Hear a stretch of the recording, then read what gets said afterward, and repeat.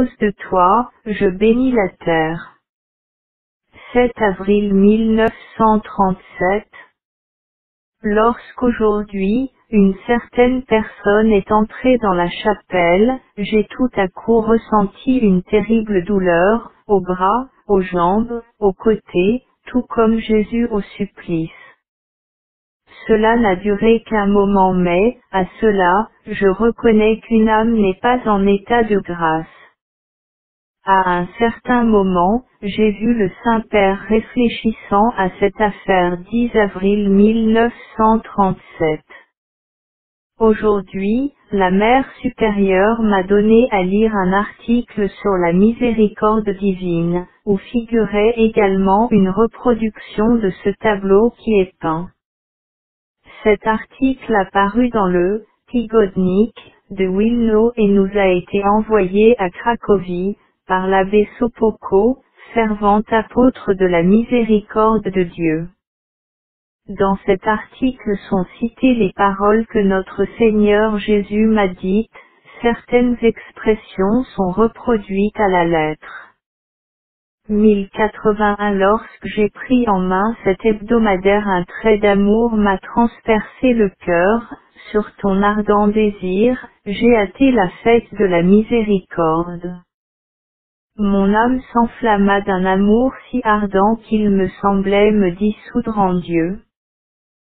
Cette belle âme qui répand l'œuvre de la miséricorde divine de par le monde, est très agréable à Dieu par sa profonde humilité. Bien avant chaque grande grâce, mon âme est soumise à une épreuve de patience, car je pressens cette grâce, mais ne la possède pas encore. Mon âme brûle d'impatience, mais l'heure n'est pas venue. Ces moments sont si étranges qu'il est difficile de les décrire.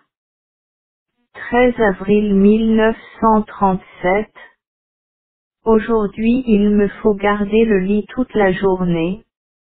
Une toux brusque m'a terrassé, et m'a tant affaibli que je n'ai plus la force de marcher.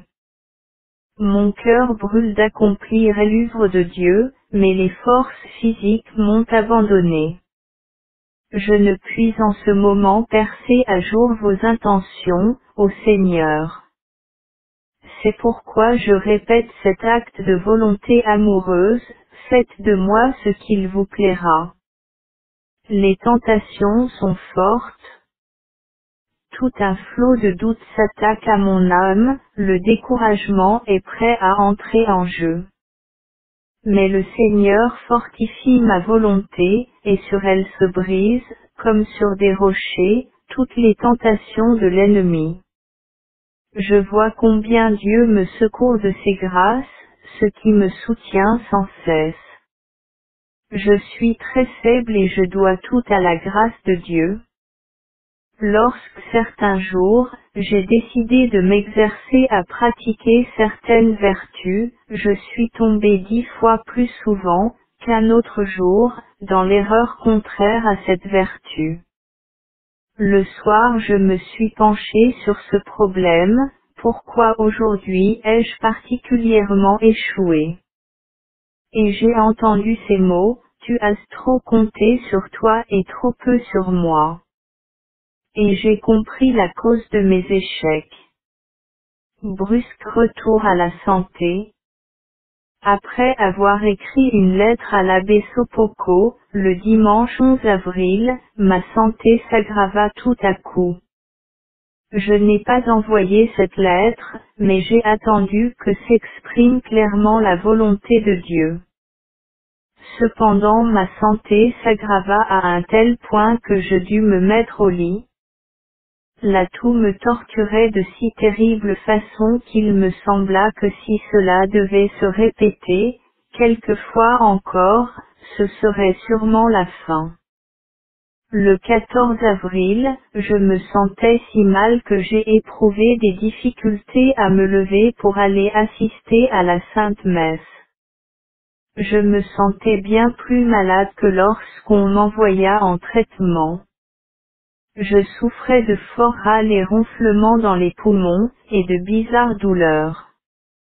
Lorsque je reçus la Sainte Communion, je ne sais pourquoi, ou plutôt comme si quelque chose m'y poussait, je commençai à dire la prière suivante: Jésus, que votre sang pur et saint circule dans mon organisme malade.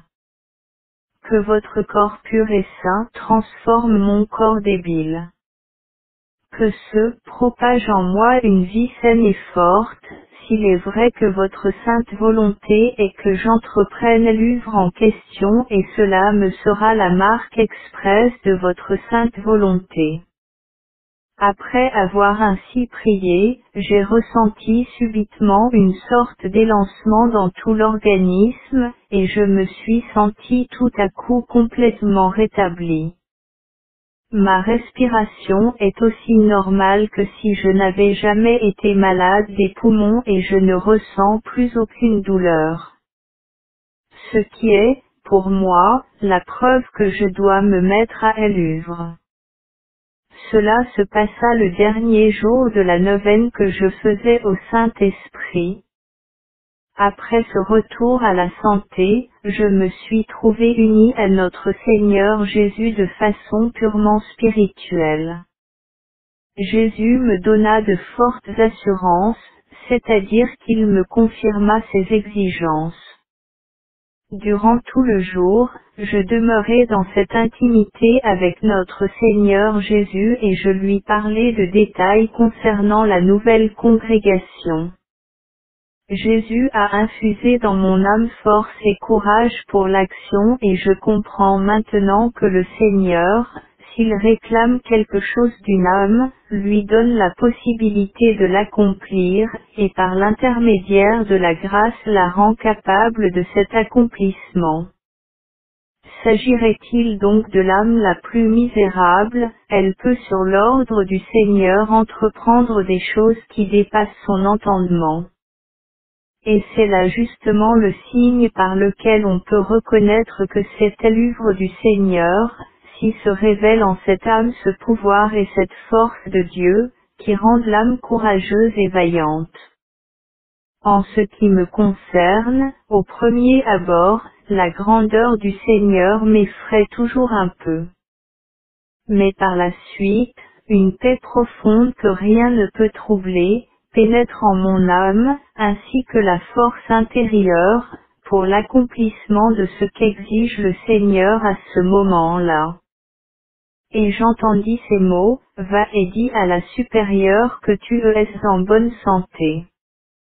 Combien de temps serai-je en bonne santé? Je ne le sais, ni le demande. Je sais seulement que je jouis en ce moment d'une bonne santé. L'avenir ne m'appartient pas. J'ai demandé la santé comme signe de la volonté de Dieu, et non, pour chercher un soulagement à ma souffrance. 16 avril 1937. Aujourd'hui, quand le sentiment de la majesté de Dieu m'a envahi, mon âme a su que le Seigneur, quoique si grand, se complaît dans les âmes pleines d'humilité. Plus l'âme s'abaisse, plus le Seigneur s'approche d'elle avec bienveillance, s'unissant étroitement à elle, l'élevant jusqu'à son trône. Heureuse l'âme que le Seigneur lui-même défend. J'ai su que seul l'amour a de la valeur, que l'amour est toute grandeur et que rien ne peut égaler un seul acte de pur amour envers Dieu, rien, aucune œuvre. Ô Jésus, protégez-moi de votre miséricorde. Et de même, jugez-moi avec bienveillance, car sinon, votre justice peut me perdre, à juste titre. 17 avril. Aujourd'hui, pendant le cours de catéchisme, j'ai été confirmé en la croyance, que je ne comprenais d'ailleurs en mon fort intérieur depuis longtemps, qu'une âme aimant Dieu sincèrement, et intimement unie à lui, bien que vivant extérieurement dans des conditions difficiles, peut vivre pure et intacte au milieu de la corruption. Rien n'a le pouvoir de gêner sa vie intérieure, car l'immense amour de Dieu lui donne la force de lutter. Et d'autre part, Dieu prend particulièrement la défense de l'âme qu'il aime sincèrement et le fait parfois même de façon miraculeuse. Lorsqu'un jour, Dieu me fit connaître intérieurement que je n'avais jamais perdu l'innocence. Et malgré les divers dangers où je me suis trouvé, lui-même avait veillé à ce que demeure intacte la virginité de mon âme et de mon cœur. Je passai alors ce jour en ardentes actions de grâce. Je remercie Dieu d'avoir bien voulu me protéger du mal et également d'avoir trouvé grâce à ses yeux et enfin de condescendre à m'en assurer lui-même. Quelques années plus tard, il voulut bien me le confirmer. À dater de ce moment, je n'ai plus connu aucune révolte des sens contre l'âme. J'ai écrit cela en détail dans un autre journal. À chaque fois que je me souviens de cette inestimable grâce, explose dans mon cœur un nouveau feu d'amour et de gratitude envers Dieu. Et cet amour-là me mène à l'oubli complet de moi-même. Depuis ce temps-là, je vis sous la protection virginale de Marie qui me garde et m'édifie. Je suis bien tranquille près de son cœur immaculé, car je suis si faible et si inexpérimenté que je me blottis dans son cœur comme un petit enfant. Bien que Dieu m'ait confirmé dans cette vertu, pourtant je veille sans cesse et crains jusqu'à ma propre ombre, tellement j'ai pris Dieu en affection. Cette grâce divine ne m'a été donnée que parce que j'étais le plus faible des êtres humains, et c'est pourquoi Dieu m'entoura de sa particulière et toute puissante miséricorde. 24 avril. À l'avance, je sens s'annoncer chacune des grandes grâces. Une étrange langueur et un étrange désir de Dieu m'envahissent. Je suis en attente de cette grâce, plus elle est grande, plus grand est le pressentiment, et plus forte, la querelle avec l'adversaire de mon salut. Parfois mon âme se trouve dans un état que je ne peux évoquer qu'en utilisant une comparaison. Ce sont deux bons amis, l'un d'eux prépare un grand festin auquel il invite son ami. L'un et l'autre se réjouissent, mais l'heure du festin est fixée. Les moments qui précèdent la grâce sont si pressants qu'il m'est difficile de les décrire. Ils sont caractérisés par une pénible langueur et un feu d'amour. Je sens que le Seigneur est là, mais je ne peux complètement m'abîmer en lui, car ce n'est pas encore l'heure. Dans un tel moment, je me suis trouvé plus d'une fois tout à fait démuni de grâce tant d'esprit et de volonté que de cœur. Je demeure toute seule et j'attends l'unique Dieu. C'est lui-même qui arrange cela en moi avant son arrivée. 23 avril 1937. Aujourd'hui j'ai commencé 3 jours de retraite. Le soir, j'ai entendu dans mon âme ces paroles, ma fille, sache bien que c'est à toi que je parle tout particulièrement par l'intermédiaire de ce prêtre afin que tu ne doutes pas de ce que je requiers. Dès la première méditation, les paroles de ce prêtre à propos de mon âme m'avaient frappé. C'étaient les paroles suivantes, il m'est interdit de contrecarrer tant la volonté de Dieu que sa complaisance, quelle qu'elle soit. Puisque je me suis convaincu de la vérité et de l'authenticité de la volonté de Dieu sur moi, j'ai le devoir de l'accomplir, personne ne peut me libérer de ce devoir. Quelle que soit cette volonté de Dieu, du moment que j'en ai connaissance, je dois la remplir. C'est là un petit aperçu, mais toute cette méditation m'a pénétré l'âme et je n'ai aucun doute, je sais ce que Dieu exige de moi et qu'il me faut accomplir. Il y a au cours de la vie des moments où l'on prend conscience de soi-même, c'est-à-dire de ces moments qui baignent dans la lumière de Dieu, où l'âme se trouve alors intérieurement instruite de choses qu'elle n'a lues dans aucun livre, et personne parmi les hommes n'a pu l'en instruire. Ce sont là des moments d'approfondissement de soi-même, que Dieu accorde à l'âme. Ce sont là de grands secrets. Souvent j'obtiens la lumière, la possibilité de connaître la vie et l'humeur intime de Dieu, cela m'emplit d'une indicible confiance et d'une joie que je ne puis contenir en moi. Je désire alors me fondre tout en lui. La quintessence de l'amour est le sacrifice et la souffrance. La vérité porte une couronne d'épines. La prière procède de la raison, de la volonté. La quintessence de l'amour est le sacrifice et la souffrance. La vérité porte une couronne d'épines. La prière procède de la raison, de la volonté et du sentiment. Il y eut aujourd'hui un bien bel enseignement à propos de la bonté et de la miséricorde de Dieu. Durant cette conférence, mon âme éprouva l'amour de Dieu et comprit que le langage de Dieu est vivant. Ma principale résolution est toujours la même, m'unir au Christ miséricordieux et garder le silence. La fleur que je dépose aux pieds de Notre-Dame, en ce mois de mai, c'est m'exercer au silence. La vertu qui n'est pas prudente, n'est pas vertu. Nous devrions prier souvent le Saint-Esprit de nous accorder la grâce d'être réservés et prudents. La prudence est formée d'une prise en considération, d'une réflexion raisonnable et d'une ferme résolution. La décision définitive nous revient toujours en dernier lieu. Il nous faut décider, donc nous pouvons et devons demander conseil et chercher la lumière. Aujourd'hui durant la méditation, Dieu m'a donné la lumière intérieure et la compréhension de ce qu'est la sainteté et en quoi elle consiste. Quoique j'aille entendu ces choses bien des fois, pendant les conférences, l'âme les comprend différemment, lorsqu'elle en a connaissance à la lumière de Dieu qui alors l'illumine.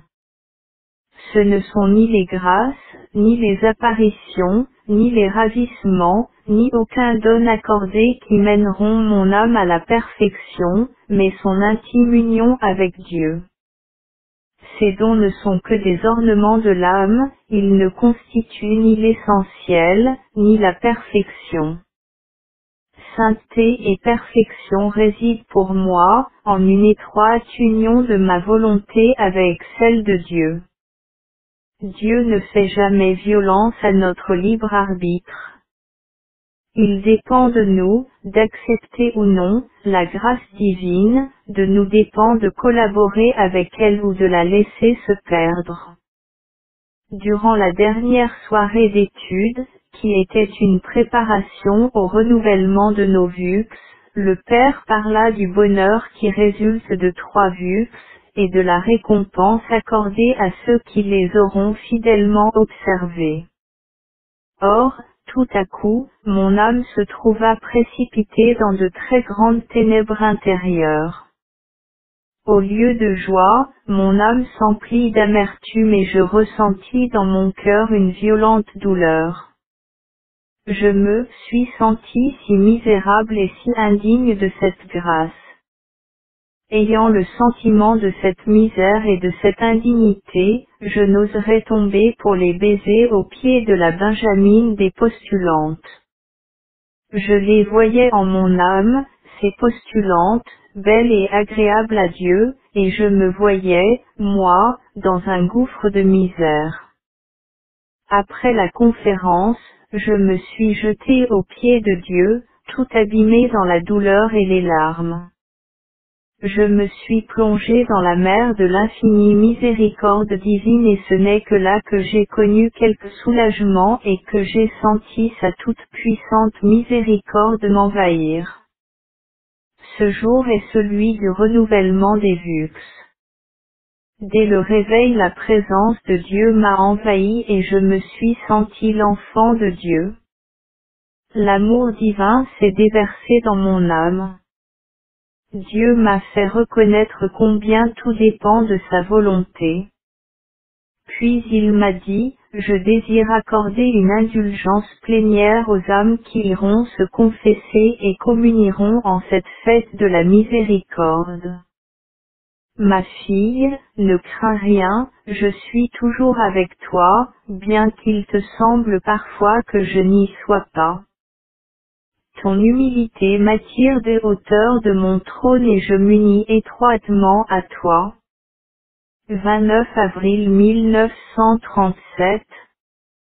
Le Seigneur m'a donné connaissance des querelles qui eurent lieu au Vatican à propos de cette fête. Le cardinal Pacelli y a beaucoup travaillé.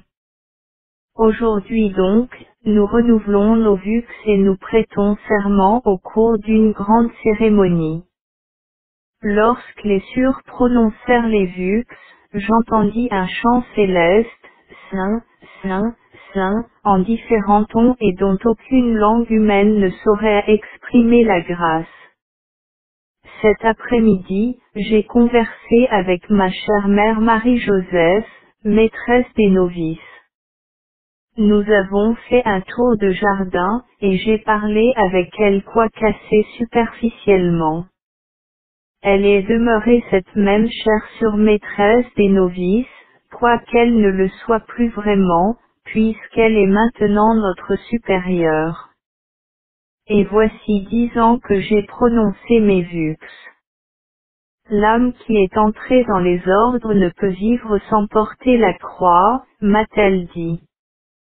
Puis ensuite elle me dévoila certaines souffrances par lesquelles je suis passé à Varsovie, bien que je ne lui en aille jamais parlé.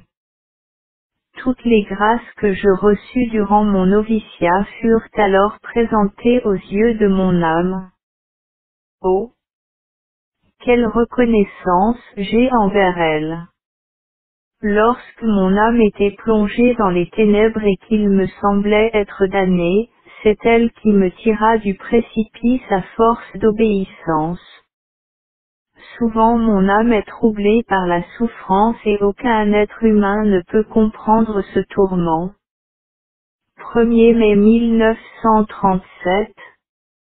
J'ai senti aujourd'hui l'approche de ma mère, la mère des cieux.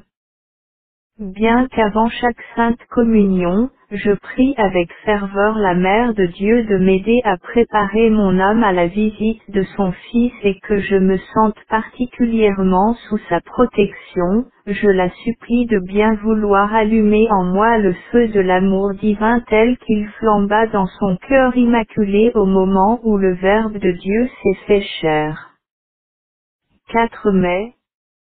Je me suis rendu un moment aujourd'hui chez notre mère générale et lui ai demandé, « Petite mère, avez-vous eu une inspiration concernant ma sortie du couvent ?»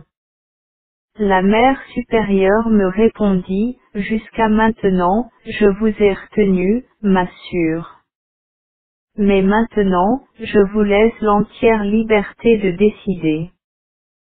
Ce sera comme vous le désirez. Vous pouvez, ma sœur, soit quitter notre congrégation, soit y rester. » J'ai donc répondu que c'était bien ainsi. J'ai pensé immédiatement à demander par écrit au Saint-Père de me libérer de mes vux. Mais lorsque je suis sorti de chez la Mère supérieure, une sorte d'obscurité est tombée sur mon âme, tout comme auparavant. C'est une chose étrange, qu'à chaque fois que je demande de sortir du couvent, une telle obscurité envahisse mon âme et que je me sente comme abandonnée à moi-même. M'être trouvant dans cette torture de l'âme, je décidai d'aller trouver immédiatement la Mère supérieure et de lui raconter ma lutte et mes étranges tourments. La mère me répondit, « Votre désir de quitter le couvent est une tentation maligne. Après un moment de conversation, je me suis senti quelque peu soulagé mais pourtant l'obscurité durait encore. Cette miséricorde de Dieu est magnifique, et ce doit être là une grande œuvre divine, si Satan s'y oppose tant et veut ainsi la détruire. Telles furent les paroles de la très chère Mère supérieure. Personne ne peut concevoir mes tortures, ni les comprendre. Pour ma part, je ne suis pas en état de les décrire, mais il ne peut exister de souffrance pire que celle-là. Les supplices des martyrs ne sont pas plus grands, puisque la mort à ce moment-là, me serait un soulagement. Je n'ai rien à quoi comparer ces tourments, cette agonie sans fin de l'âme. Étant allé aujourd'hui me confesser, j'ai dévoilé quelque peu mon âme. Car l'idée m'est venue que le fait de ressentir de telles souffrances et une telle obscurité de l'âme, dès que je demande de quitter la congrégation, prouve que c'est bien là une tentation. Le confesseur m'a répondu que ce n'était peut-être pas le moment choisi par Dieu, qu'il me fallait prier et attendre patiemment. Mais qu'il est vrai que de grandes souffrances m'attendaient, vous aurez, m'a-t-il dit, beaucoup de souffrances à supporter et de difficultés à vaincre, c'est certain. Il vaudrait mieux attendre encore et prier beaucoup, afin d'obtenir une plus grande compréhension, ainsi que la lumière de Dieu. Ce sont là des choses primordiales. Mon Dieu, en ces moments difficiles je ne peux voir mon directeur de conscience, car il est parti à Rome. Jésus, puisque vous me l'avez pris, dirigez-moi vous-même, car vous seul savez ce que je suis en état de supporter. Je crois fermement que Dieu ne peut me donner à supporter plus que je ne peux. J'ai confiance en sa miséricorde. Dans les moments où je suis entre ciel et terre, je me tais. Car si je parlais, qui comprendrait mon langage? L'éternité dévoilera bien des choses sur lesquelles je me tais maintenant. Lorsque je vais au jardin, je vois comme tout respire la joie printanière. Les arbres parés de fleurs répandent une senteur enivrante. Tout éclate de joie. Les oiseaux adorent Dieu par leurs chants et leurs gazouillis, et me disent: Réjouis-toi et sois en liesse, sur Faustine, alors que mon âme est dans les ténèbres et les tourments.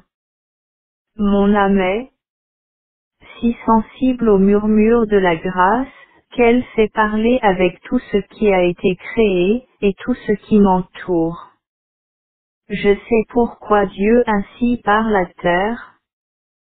Mais mon cœur ne peut se réjouir car mon bien-aimé se cache à moi, et je n'aurai de repos que je ne l'ai trouvé. Je ne saurais vivre sans Dieu. Je sens que Dieu aussi, bien qu'il se suffise à lui-même, ne peut connaître le bonheur sans moi. 6 mai 1937 L'Ascension de notre Seigneur. Aujourd'hui, depuis le petit matin, mon âme est touchée par Dieu. Après la Sainte Communion, j'ai un moment communiqué avec le Père des cieux. Mon âme fut attirée dans le feu même de l'amour. J'ai compris qu'aucune œuvre extérieure ne peut être comparée avec le pur amour de Dieu. J'ai vu la joie du Verbe fait chair. Et je me suis trouvé plongé dans la Trinité de Dieu. Quand je revins à moi, la nostalgie envahit mon âme, je languissais de m'unir à Dieu. Un si fervent amour envers le Père des cieux m'a envahi que je puis appeler ce jour, un jour d'extase ininterrompue. Tout l'univers m'est apparu comme une goutte minuscule, comparée à Dieu.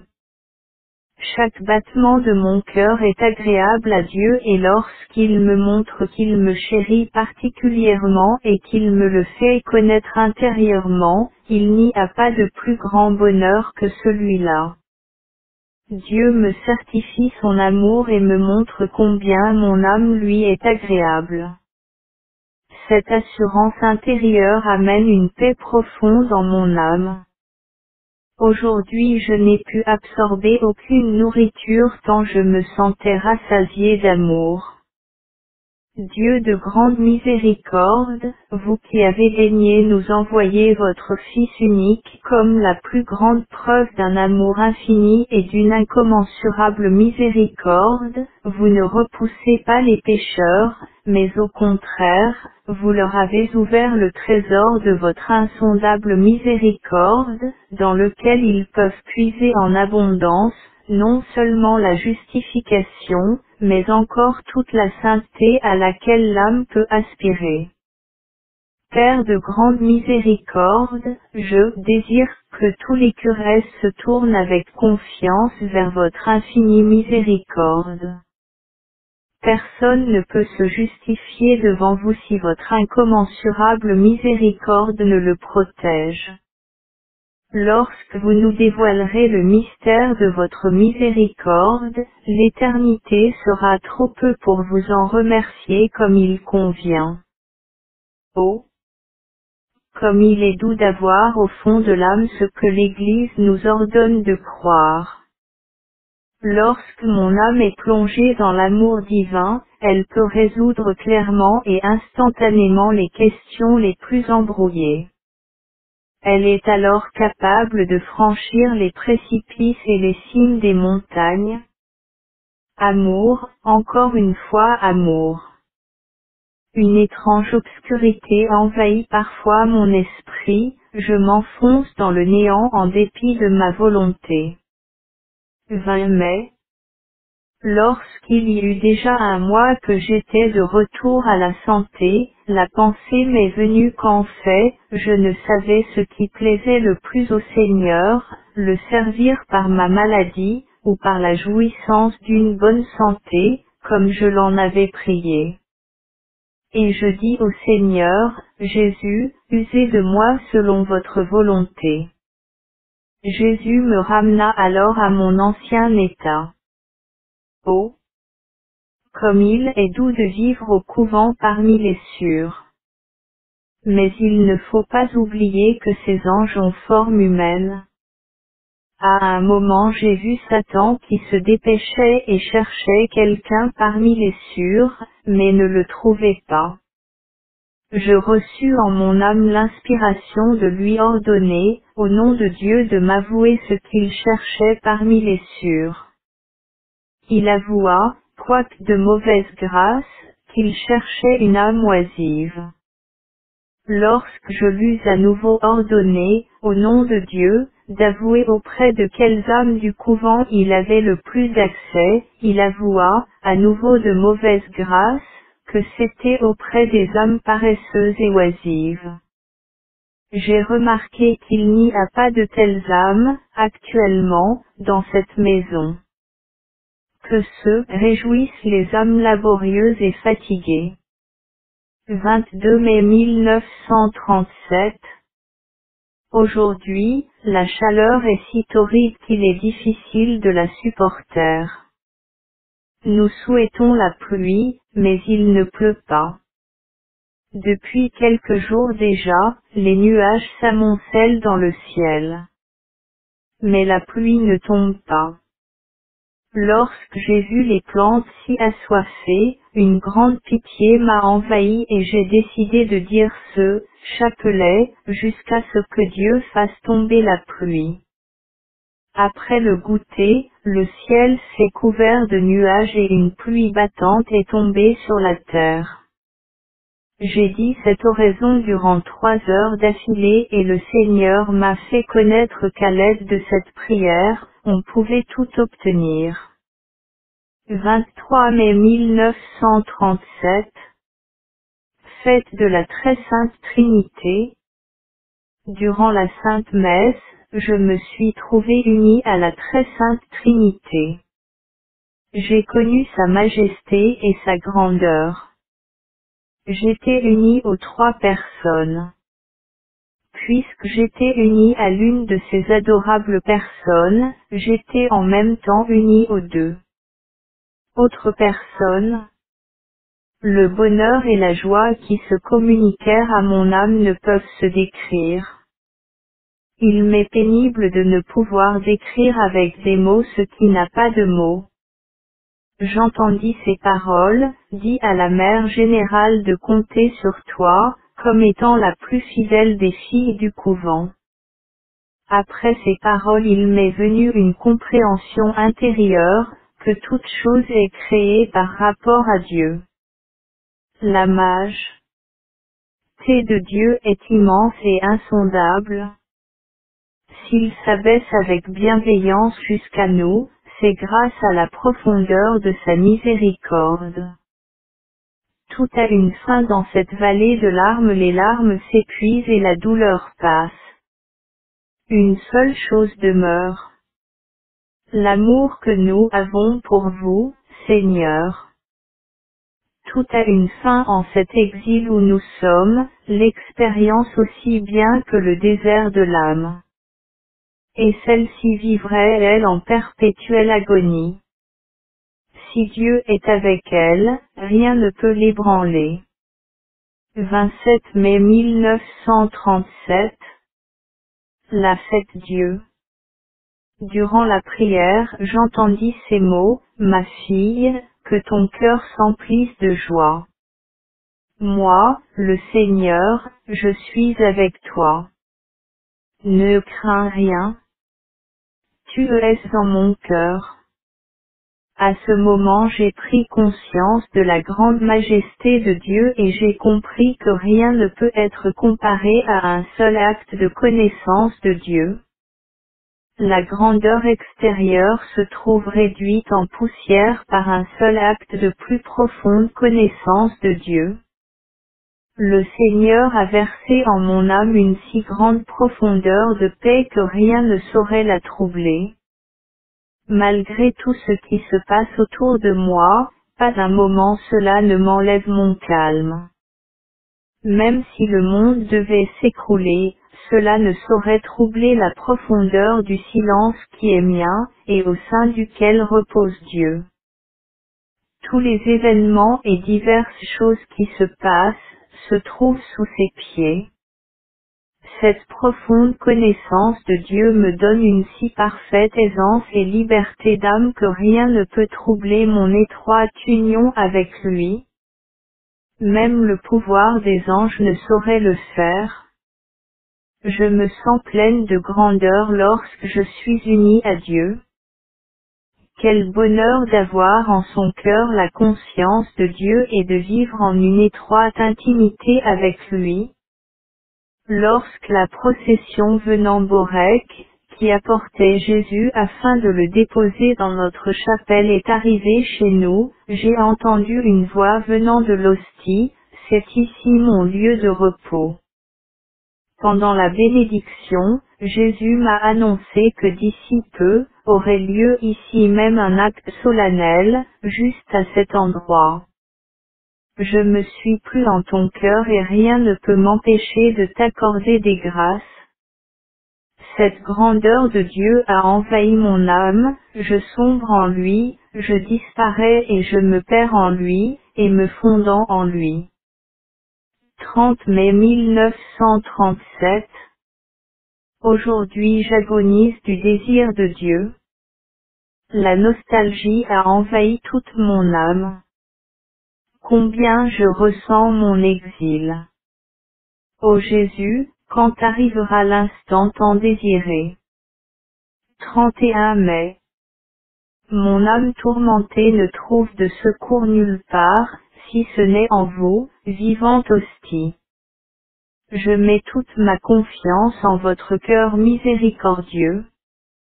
J'attends patiemment une parole de vous, Seigneur. Oh!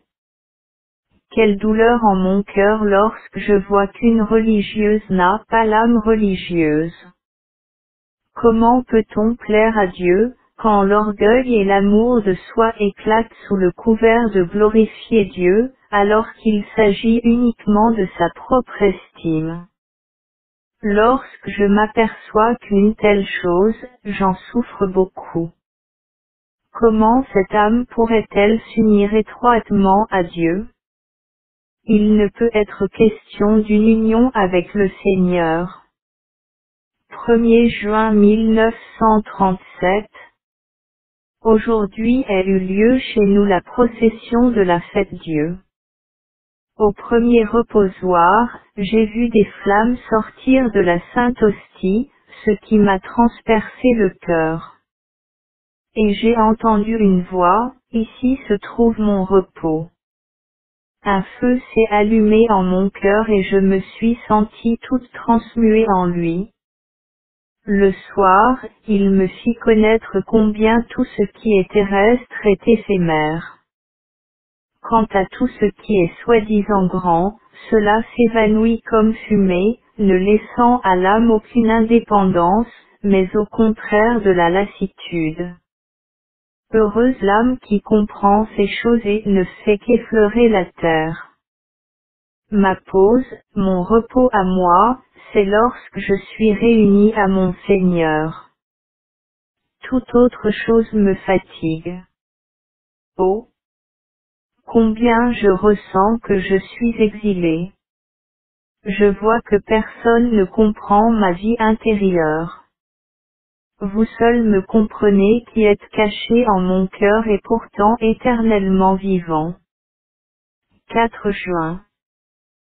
C'est aujourd'hui la fête solennelle du très saint cœur de Jésus. Pendant la Sainte Messe, le cœur de Jésus se révéla à moi. Il me montra de quel feu d'amour il brûle pour nous et quelle est l'immensité de sa miséricorde.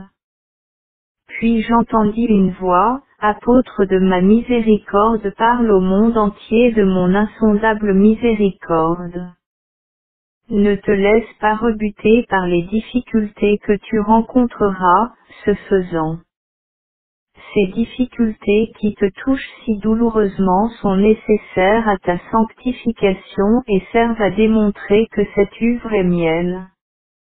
Ma fille, prends note assidûment de chacune des phrases que je t'adresse concernant ma miséricorde, car elles concernent un grand nombre d'âmes qui vont en profiter.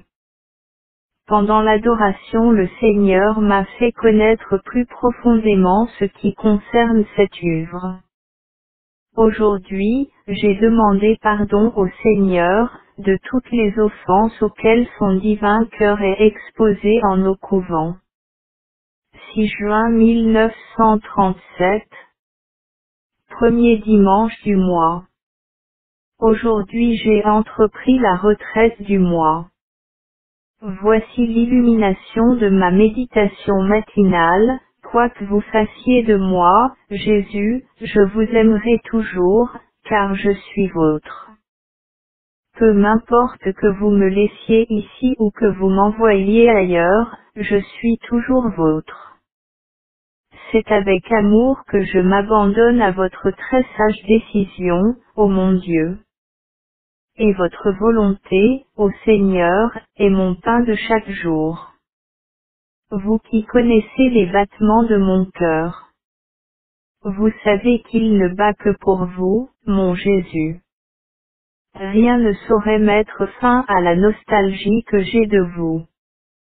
Je me meurs pour vous, Jésus. Quand m'emporterez-vous en votre demeure? Que les plus grands pécheurs mettent leur espoir en ma miséricorde. Ils ont droit avant tous les autres, à la fois en l'abîme de ma miséricorde. Ma fille, ne cesse pas d'écrire au sujet de ma miséricorde pour les âmes tourmentées. Quelle joie me font les âmes qui s'adressent à ma miséricorde. À de telles âmes, j'accorde des grâces bien au-dessus de leurs désirs. Je ne peux sévir, même contre le plus grand pécheur s'il invoque ma pitié. mais au contraire, je l'excuse en mon insondable et inconcevable miséricorde. Note, avant de m'être montré au jugement dernier comme juge équitable, j'ouvre d'abord toutes grandes les portes de ma miséricorde. Qui ne veut passer par les portes de ma miséricorde, doit passer par les portes de ma justice. Ayant une fois quelque peine au cœur pour une certaine raison et m'en étant plainte au Seigneur, il me répondit. Ma fille, pourquoi attaches-tu tant d'importance à la formation et au langage des gens? Je désire, moi-même, te former. C'est pourquoi j'arrange les circonstances afin que tu ne puisses pas assister à ces conférences. En un instant, je te ferai connaître beaucoup plus que d'autres acquerront jamais, en peinant durant des années. 20 juin 1937.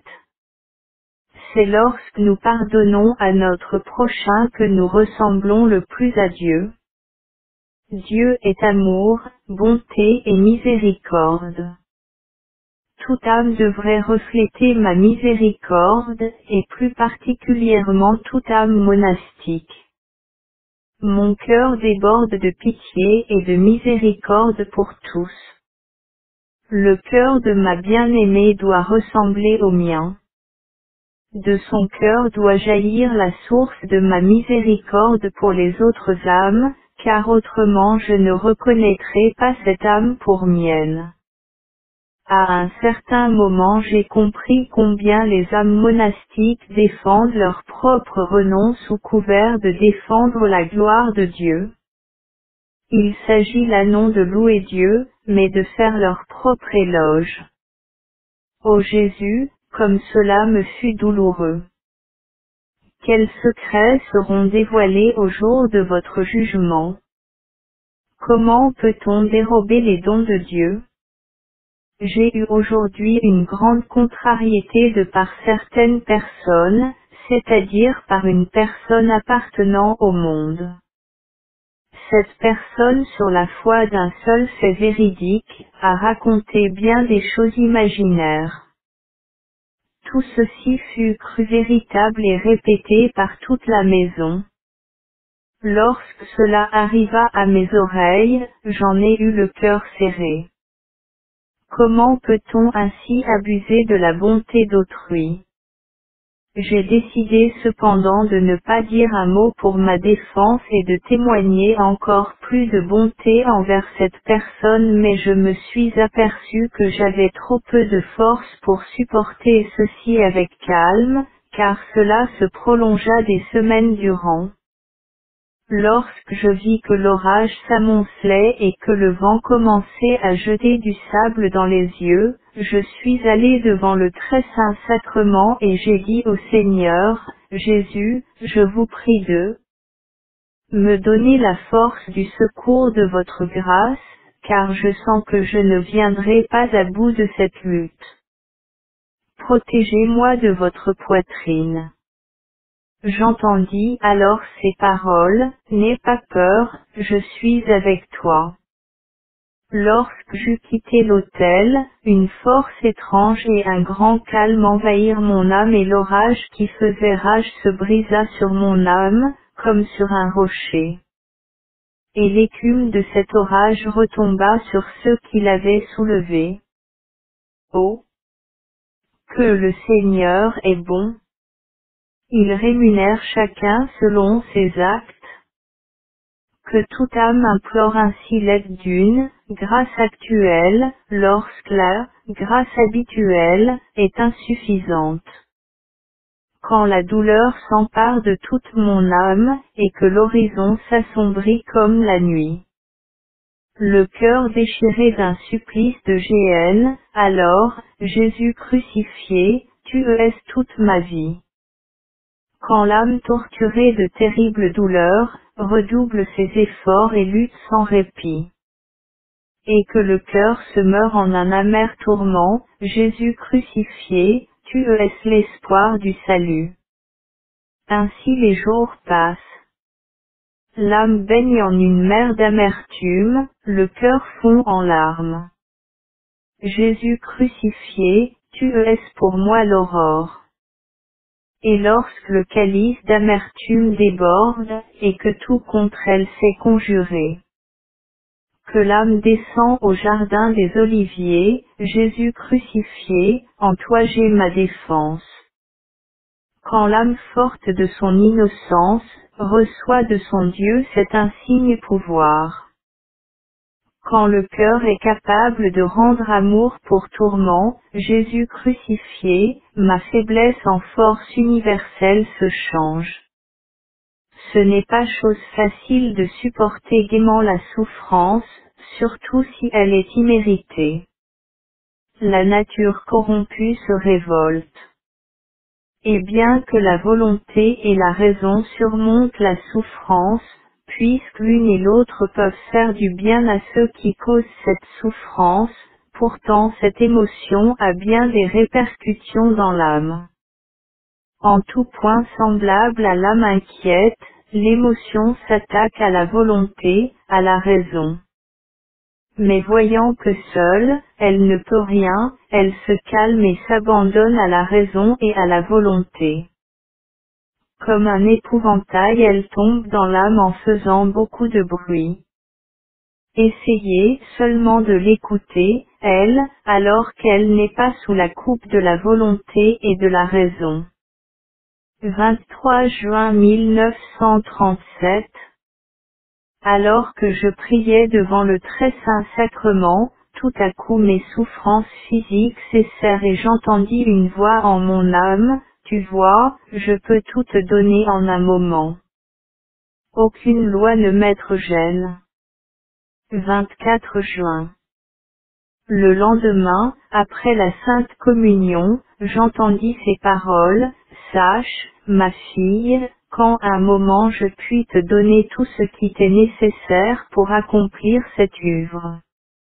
Une merveilleuse lumière demeura en mon âme après avoir entendu ces paroles et tous les désirs de Dieu me semblèrent si faciles qu'un petit enfant pourrait les réaliser. 27 juin 1937. J'ai vu aujourd'hui le couvent de cette nouvelle congrégation. C'est un bâtiment très large et très grand. J'en ai visité chaque partie, l'une après l'autre, et je me suis rendu compte que partout, la divine providence avait pourvu à tout ce qui était nécessaire. Les personnes vivant dans ce couvent ne portaient pas encore l'habit religieux, mais l'esprit monastique qui régnait totalement. Et j'organisais tout, comme le souhaitait le Seigneur. Tout à coup je fus apostrophé par l'une de nos sœurs, « Comment pouvez-vous, ma sœur, accomplir une telle œuvre ?» Je répondis, « Ce n'est pas moi mais le Seigneur qui le peut, par mon intermédiaire.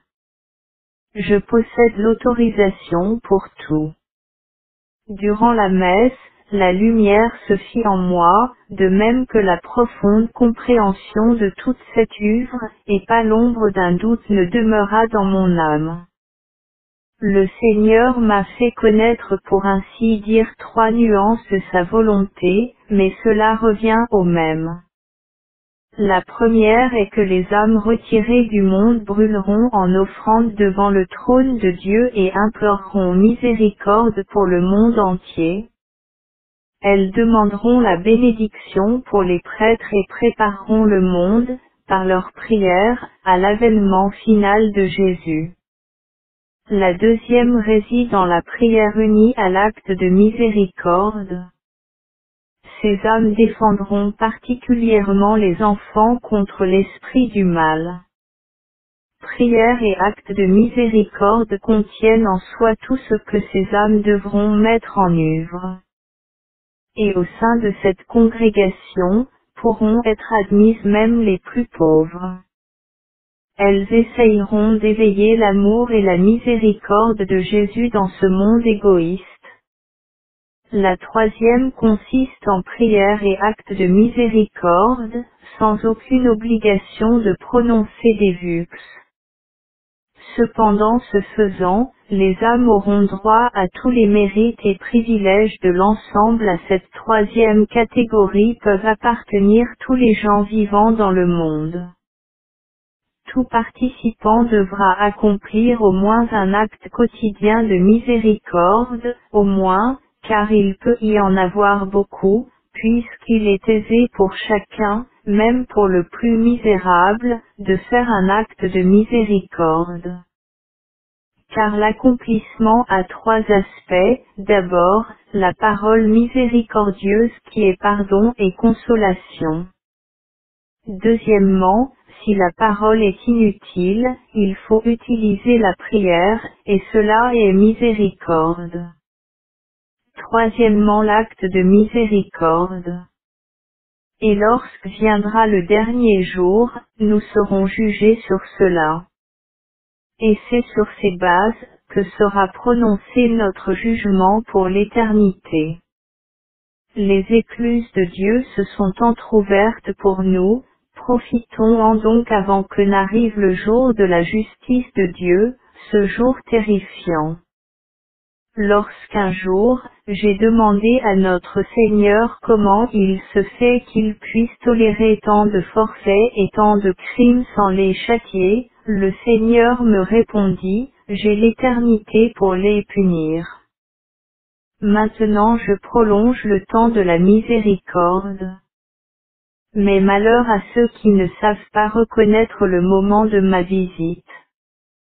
Ma fille, secrétaire de ma miséricorde, tu as non seulement l'obligation d'écrire et de prêcher ma miséricorde aux âmes, mais encore celle de leur en obtenir la grâce, afin qu'elles aussi, glorifient ma miséricorde. Aujourd'hui, mon âme a ressenti de si grands tourments que j'ai entrepris de me plaindre à notre Seigneur, Jésus, comment pouvez-vous me laisser seule? Je ne peux faire toute seule, un seul pas en avant. Vous m'avez pris mon confesseur et vous-même, vous vous cachez de moi. Vous savez bien, Jésus, que je ne sais, ni ne peux rien de plus par moi-même, si ce n'est laisser perdre vos grâces.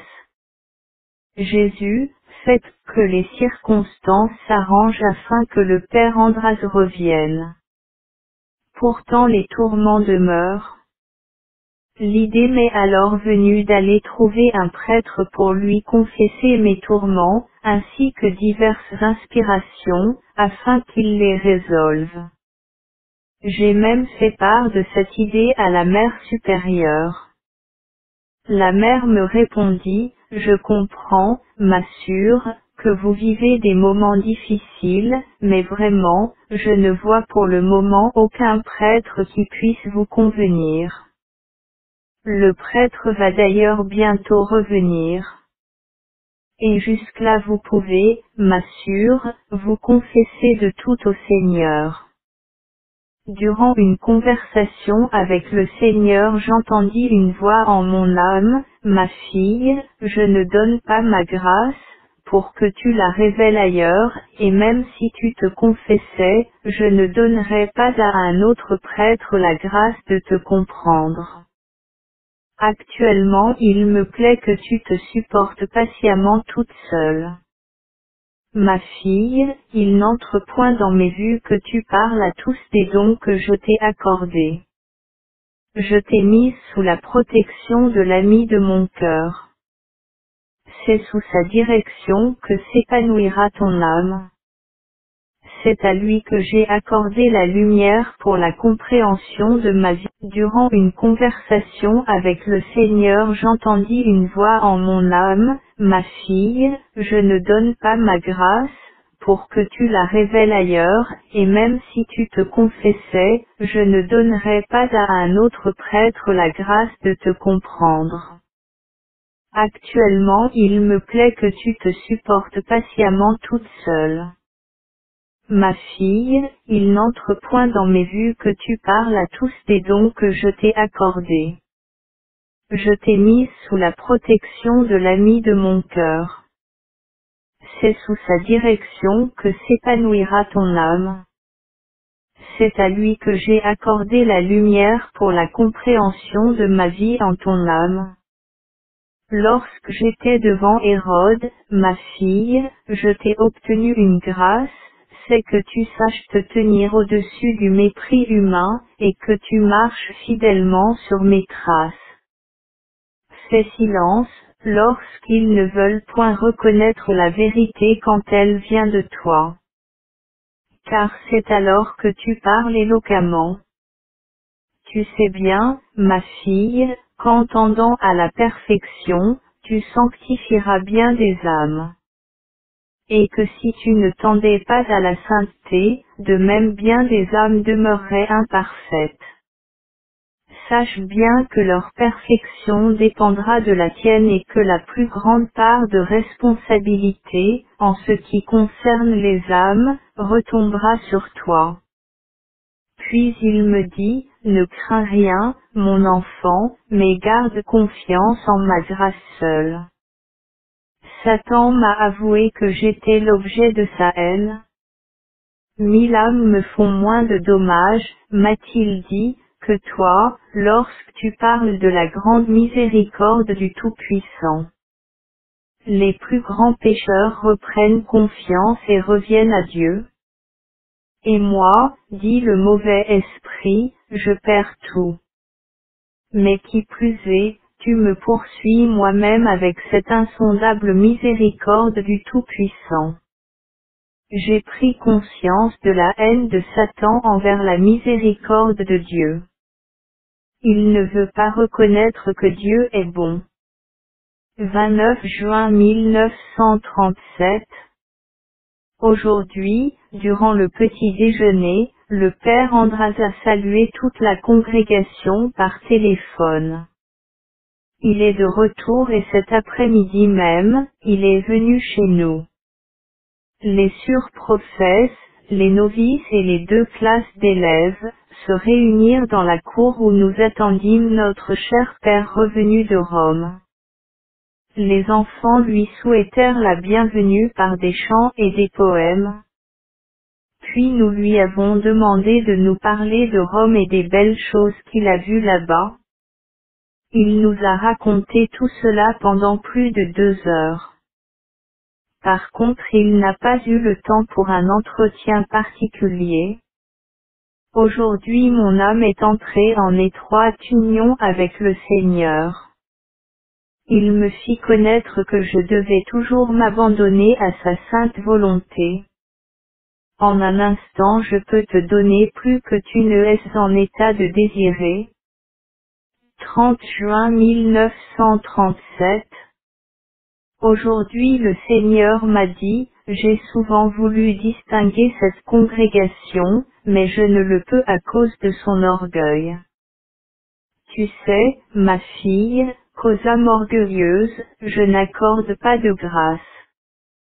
Et même celles que j'accorde, je les reprends. Aujourd'hui sur Yolande m'a demandé de faire un accord avec elle, elle priera pour moi et je prierai pour sa classe de Wilno. Quant à moi, je prie toujours pour notre œuvre. Mais j'ai décidé de prier pendant 2 mois pour sa classe de Wilno et sur Yolande dira, chaque jour, à mon intention 3 Ave Maria au Verbe incarné afin que la grâce de Dieu me soit accordée. Notre amitié s'en est trouvée renforcée. 1er juillet 1937. Mois de juillet. Aujourd'hui pendant l'Angélus, le Seigneur m'a fait comprendre l'inconcevable amour de Dieu envers les hommes, il nous élève jusqu'à sa divinité, inspiré uniquement par son amour et son insondable miséricorde. L'ange informe du mystère. Dieu seul l'accomplit. Malgré le calme profond dont jouit mon âme, je lutte sans cesse et parfois, je mène un dur combat afin de suivre fidèlement ma route, car telle est la voie que le Seigneur Jésus désire que je prenne. Ma voie est faite de fidélité à la volonté de Dieu en tout et toujours, et particulièrement de fidélité à mon inspiration intérieure, afin d'être un instrument efficace dans la main de Dieu pour mener à bien son œuvre d'insondable miséricorde. 4 juillet 1937. Premier dimanche du mois. Retraite mensuelle le soir, je me suis préparé très méticuleusement et j'ai longuement prié le Saint-Esprit afin qu'il veuille m'accorder sa lumière et me prendre sous sa direction particulière. Je fis de même envers la Mère de Dieu, mon ange gardien et les saints patrons. Fruit de ma méditation. Tout ce que Jésus a fait, fut bien fait. Il passa en faisant le bien. Son attitude fut pleine de bonté et de miséricorde. La pitié dirigeait ses pas. Il montra bonté, aménité, compréhension envers ses ennemis, comme envers ceux qui avaient besoin d'aide ou de consolation. Ce mois-ci, j'ai décidé de refléter fidèlement en moi ces traits de Jésus, même si cela devait me coûter beaucoup. Pendant l'adoration, j'entendis une voix en mon âme, « Tes efforts, ma fille, maître sont agréables.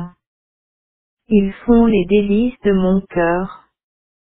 Je vois chaque mouvement de ton cœur, de ce cœur avec lequel tu m'adores. » Résolution particulière.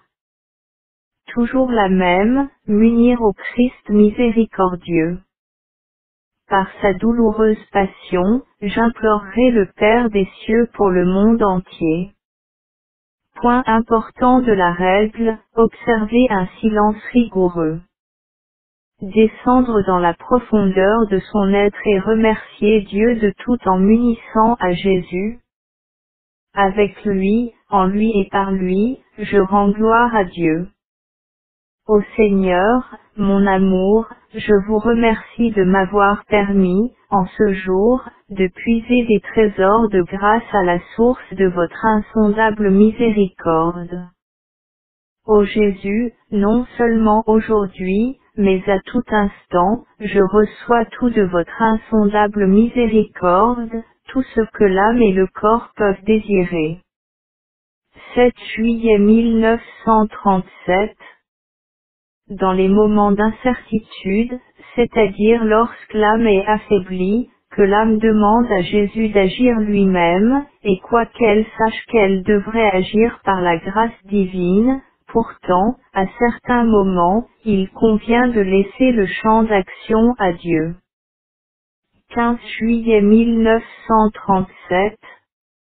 À un certain moment j'ai su que j'allais être transféré dans une autre maison. Cette connaissance était tout intérieure. Au même moment j'entendis une voix en mon âme, « Ne crains rien, ma fille, ma volonté est que tu demeures ici. » Les projets humains vont être contrecarrés et l'on devra se conformer à ma volonté. Quand je fus tout près du Seigneur, il me dit, « Pourquoi appréhendes-tu de commencer l'œuvre que je t'ai commandée ?» Je répondis, « Pourquoi Jésus, dans ces moments-là, me laissez-vous seul? Et pourquoi est-ce qu'alors je ne ressens plus aucunement votre présence? Ma fille, même si tu peux m'être percevoir dans les plus secrètes profondeurs de ton cœur, tu ne peux affirmer que j'en suis absent.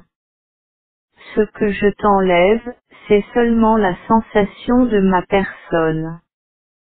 Et cela ne devrait pas être une difficulté pour toi dans l'exécution de ma volonté. Je fais ceci pour accomplir mes insondables desseins que tu connaîtras plus tard. Ma fille, sache bien, une fois pour toutes, que seul le péché grave mettre chasse de l'âme et rien d'autre. Aujourd'hui le Seigneur m'a dit, ma fille, délectation et prédilection de mon cœur, rien ne m'empêche de t'accorder ma grâce. Ta misère ne s'oppose en rien à ma miséricorde. Ma fille, écris que plus la misère de l'âme est grande, plus celle-ci aura droit à ma miséricorde. Et encourage toutes les âmes la confiance en l'inconcevable abîme de ma miséricorde. Car je désire leur salut à toutes. La source de ma miséricorde a été largement ouverte sur la croix, par la blessure de la lance, et depuis elle coule pour toutes les âmes, sans aucune exception. Ô Jésus, je désire vivre le moment qui passe, vivre comme si ce jour devait être le dernier pour moi.